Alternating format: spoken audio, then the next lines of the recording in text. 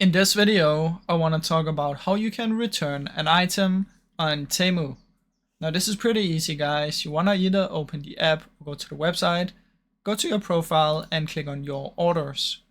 Inside of here, you want to select the order you want to return, click on it, and there will be a button called refund/return.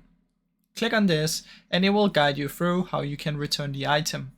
Now keep in mind, usually there are some requirements, which is you need to return within like 90 days, I believe, of your purchase, or sometimes for electronics it's even smaller.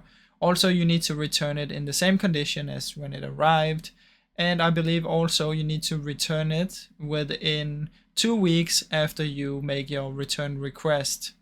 So just keep this in mind, guys, but it will show you all the requirements when you go in here. So that's about it, guys. I really hope you enjoyed this short video. If you did, please leave a like and subscribe, as it helps me out a ton. Thank you so much for watching.